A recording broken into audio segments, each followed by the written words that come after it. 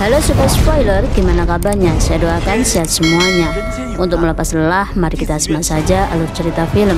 Pada kali ini saya akan membahas film Cina dengan judul Kingdom of Storms, sebuah film aksi yang menceritakan tentang perjuangan pemuda dan putra mahkota dalam mengungkap kejahatan sang raja yang didalangi oleh siluman rubah.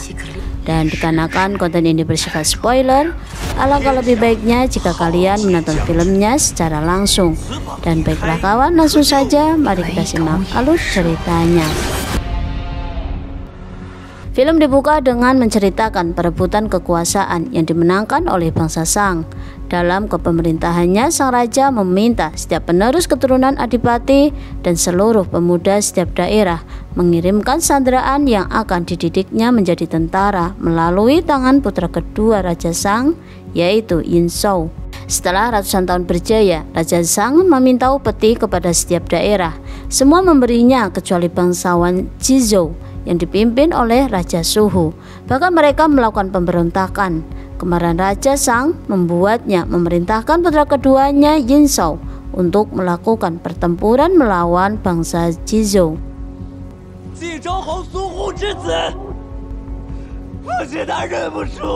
Dalam pertempurannya, putra kedua Suhu memutuskan bunuh diri setelah gagal meminta ayahnya untuk menyerah dan memohon perdamaian dalam perlawanan ini.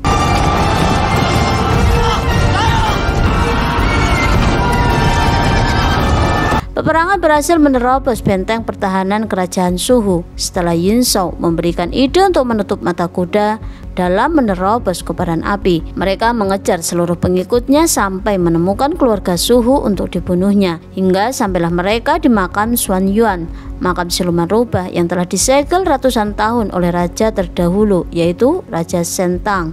Ia akan terlepas jika darah dari keturunan Shang menimpa segelnya. Di sisi lainnya, Xin memperlihatkan kematian Su Guanzhong, putra sulung Suhu setelah pertempuran, sedangkan Suhu sedang melawan Yin Zhou.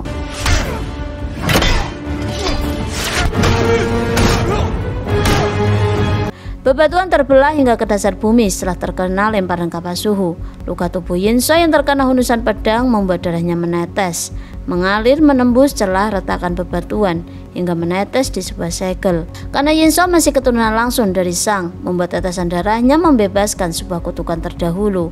Dan di dalam kereta kuda, putri Suhu memutuskan untuk bunuh diri setelah melihat kematian ayahnya.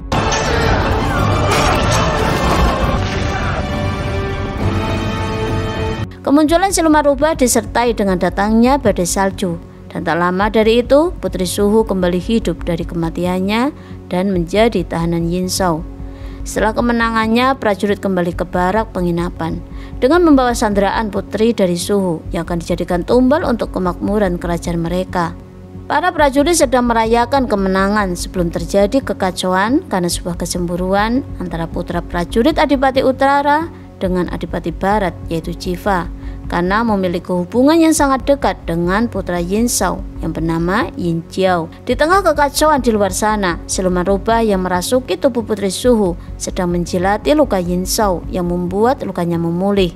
Melalui darahnya, ia dapat merasakan sifat asli Yin Zhou, bahwa dirinya menginginkan tahta. Dimulai dari sinilah siluman rubah memberikan penawaran akan membantunya untuk menaiki tahta dengan imbalan ia tak akan membinasakannya. Kini para sandraan putra adipati dan para prajurit kembali ke istana Yushu di Zhouge dengan sambutan sorak gembira rakyatnya karena telah menjadi seorang pahlawan, dan disambut raja dunia yaitu ayah dari Yin Zhou dan putra mahkotanya yang merupakan putra pertamanya. Di sana Yin Zhou memberikan kepala pemberontak yaitu Suhu dan putri Suhu yang masih hidup. Gadis itu telah menata putra mahkota dengan sihirnya yang akan bekerja pada pesta kemenangan esok hari.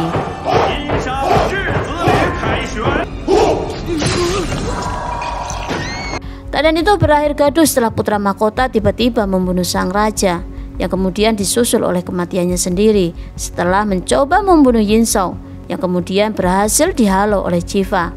Ketakutan Jiva karena tak sengaja membunuh putra mahkota membuatnya terancam akan dihukum mati beserta keluarganya. Yin Jiao meminta ampun kepada ayahnya karena ketidaksengajaan temannya.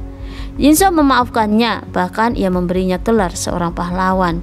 Setelah kematian sang raja dan putra mahkota yang tidak wajar membuat para dewa menurunkan seseorang untuk membantu manusia menemukan raja dunia yang sesungguhnya. Sebelum terjadi kekacauan yang tidak dapat lagi dihentikan, pemuda yang diturunkan dari langit itu adalah Yan Jian dengan dibawakannya Feng Sheng Bang dari dewa yang akan diberikan kepada raja dunia yang sesungguhnya. Sedangkan di istana Yushu, Yin Shao sedang dinobatkan menjadi seorang raja. Dengan naiknya tahta, ia meminta Bigan yang merupakan pamannya untuk meramalkan negeri yang akan dipimpinnya.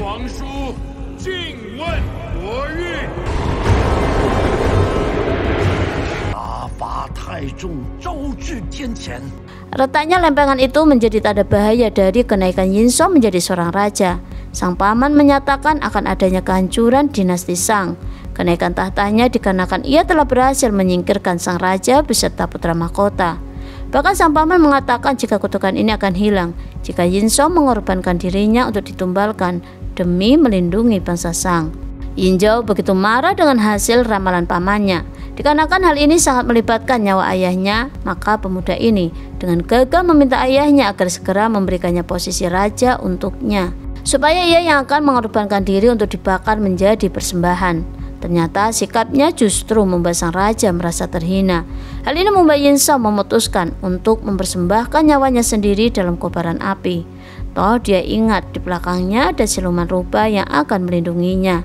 Dan karena inilah dia yakin ia tak akan mati sekalipun kobaran api melahapnya. Hanya sang raja dan para dewa saja yang tahu jika ia sedang memiliki rencana liciknya.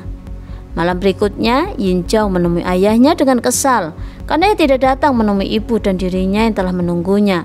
Yin Zhao tak ingin hubungan ayah dan ibunya menjadi renggang setelah dia menjadi raja. Dalam perjalanan menuju tempat tinggal ayahnya, ia melihat siluman rubah yang sedang memangsa seseorang.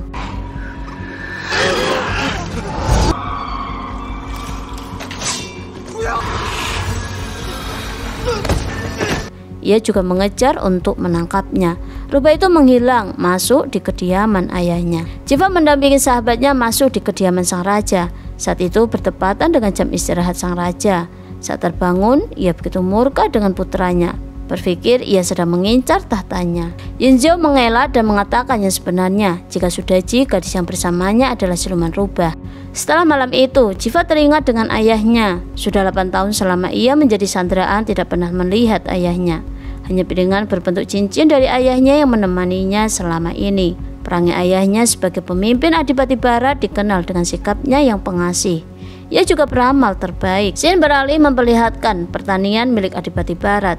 Cican sedang menatap hasil panen tahun ini. Firasatnya sedang menggambarkan akan terjadi gagal panen. Namun ia harus mengabaikan masalah ini terlebih dahulu karena ia akan melakukan perjalanan ke Zhouge untuk memenuhi undangan kenaikan raja baru, yaitu bangsa Shang. Sebelum keberangkatannya, ia meminta anak sulungnya untuk menggantikan posisinya sementara waktu. Cican berharap kedatangannya di kerajaan akan membuatnya bertemu dengan putranya Jiva. Xin beralih di istana Yushu, diperlihatkan Yang Jian yang baru turun dari langit dengan dikawal 2 prajuritnya. Terlihat ketiganya sedang kebingungan untuk beradaptasi dengan penghuni bumi. Hingga akhirnya mereka dijual oleh salah satu prajurit yang membawanya untuk dijadikan budak kerja paksa dalam membangun undakan api persembahan Raja Shang yang akan digelar beberapa bulan lagi. Xin memperlihatkan keberadaan Yin Zhao dan Jiva di sana. Mereka bertugas mengawasi pekerjaan bangunan kayu api persembahan. Keduanya melihat ada keributan antara kakek dan prajurit di sana. Dia mencoba memberitahukan sang prajurit bahwa ia ingin bertemu dengan sang raja untuk memberikan sesuatu yang berharga baginya. Namun hal ini justru menimbulkan keributan yang membuat Yin Zhao dan Jiva menyadari keberadaan dewa di hadapannya.